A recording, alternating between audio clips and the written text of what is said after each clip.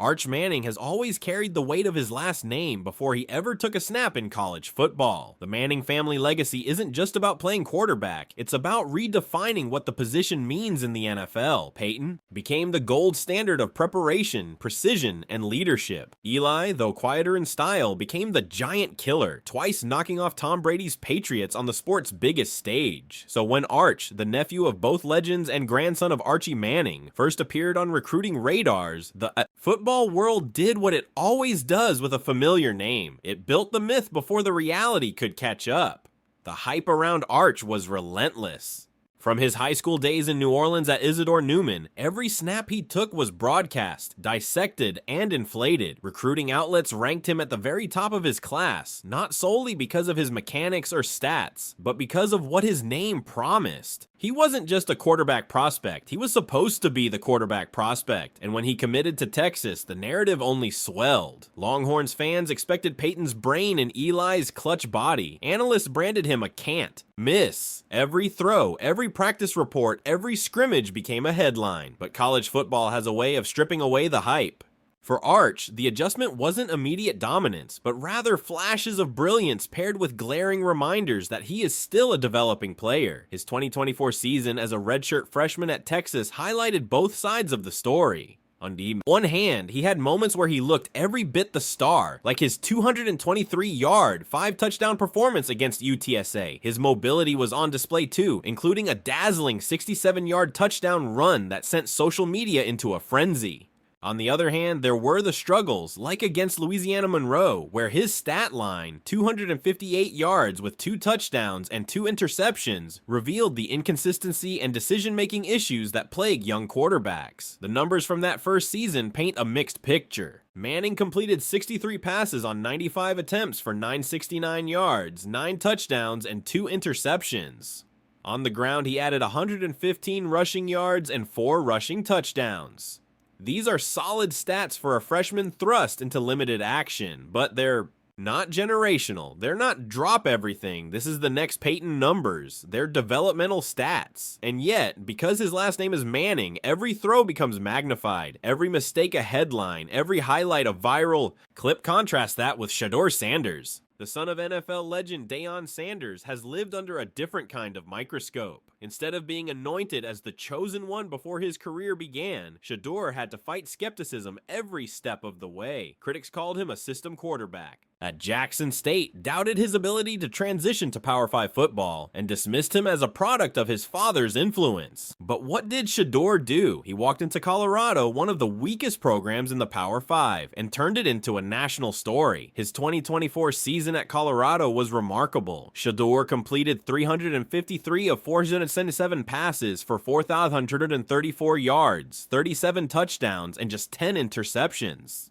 He completed an astonishing 74% of his passes, despite being sacked 42 times behind one of the worst offensive lines in the country. Those aren't just good numbers, they're elite. They represent poise under duress, precision in the face of chaos, and leadership for a team that had no business winning 9 games, but did anyway, even reaching the Alamo Bowl. Shedeur didn't just put up stats.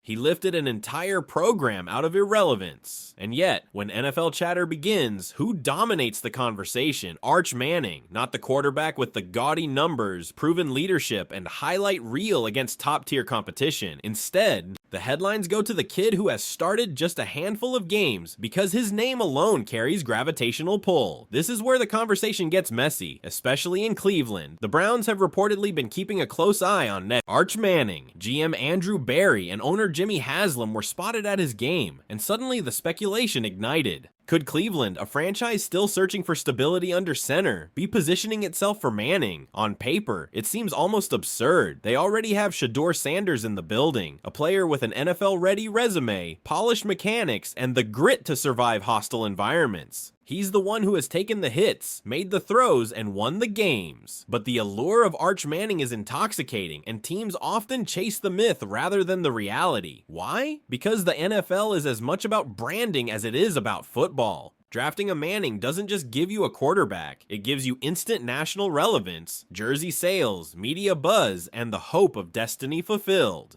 For a franchise like Cleveland, long haunted by quarterback instability, the idea of a Manning leading them out of the wilderness has irresistible appeal. Never mind the actual tape, never mind the stats, never mind the fact that Shedeur Sanders has already proven himself against top competition. This is where the comparison between Manning and Sanders becomes so important. Shedeur's 2024 campaign was defined by consistency. He had elite accuracy, one of the lowest off-target rates in the country, and an ability to keep his composure under relentless pressure. Manning's brief time on the field showed promise, but also hesitation, late reads, missed opportunities, and fumbles that reminded everyone he is still just beginning. One has shown he can already do it. The other is still being sold as what he might become, and yet the hype machine doesn't. Care. Manning's name fuels clicks, just like Bronny James once did in NBA draft mock boards. Writers and analysts know the formula. Attach a legendary name, stir speculation, and watch the audience pour in. That's the business. But it also creates a distorted lens through which players are judged. Manning gets the benefit of projection, while Sanders fights for recognition he's already earned. The Browns' dilemma is clear.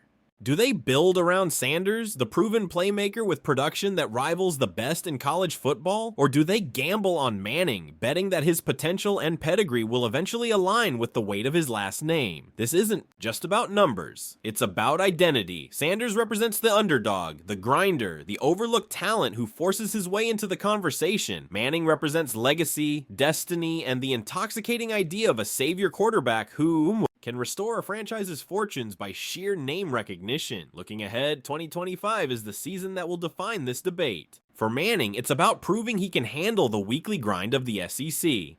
Texas will face Florida, Oklahoma, and Georgia. If Arch shines in those games, he'll silence doubters and prove he's more than just a name. If he falters, the gap between hype and reality will widen. For Sanders, the rookie year in Cleveland is a different kind of test. He may begin as a backup, but his polish suggests he could push for playing time sooner rather than later. If given the opportunity, he has the chance to prove on Sundays what he already showed on Saturdays, that he can lead, produce, and win. But the conversation won't die. Manning's every throw will be broadcast as a referendum on his potential. Every Sanders snap will be viewed in the shadow of the question, is Cleveland already planning for Arch? It's a dynamic that speaks less to football and more to how narratives are built in sports. We love prodigies, we worship legacies, and we overlook the grinders until they force us to pay attention. At its core, this is about pressure. Manning faces the crushing burden of a family name that guarantees nothing but demands everything. He can't just be good, he has to be great because anything less will be called failure. Sanders faces the opposite pressure, the need to constantly prove himself against doubters who refuse to see his resume as enough. Both carry expectations that go beyond the field. One has to justify a legacy, the other has to build one from scratch. So, is the hype around Arch Manning justified? Right now, no. He's a promising young quarterback, not a finished product. His numbers don't merit the Messiah label. His flashes of brilliance don't yet outweigh his inconsistencies. But that doesn't mean he won't eventually reach those heights. Potential is a dangerous word in football, but it's also the most powerful. Manning has it, undeniably. Sanders, meanwhile, has more than potential. He has production. He has proof. The Browns' interest in Manning might be strategic. Maybe it's a smokescreen. Maybe it's genuine. Either way, it raises the most important question. Are they chasing the dream of what could be, or are they ignoring the reality of what already is? For Sanders, the answer will come with time. For Manning, the clock is already ticking. And perhaps that's the tragedy of hype. It doesn't give players the space to grow. It doesn't allow for mistakes. Manning fumbles once, and the narrative shifts. He takes too long on reads, and suddenly his entire future is debated. Sanders throws a pick, and it becomes fuel for those who never believed in him to begin with. The lens is always distorted, the conversation always louder than the reality, but that's the world we live in. Sports aren't just about the games anymore, they're about stories. And right now, the storylines of Arch Manning and Shedeur Sanders are colliding in Cleveland, where the franchise must decide between a legacy and a leader. So what do you think? Is Arch Manning truly destined to carry the weight of his name into the NFL and rewrite Cleveland's future? Or is this just another case of media-driven hype inflating a play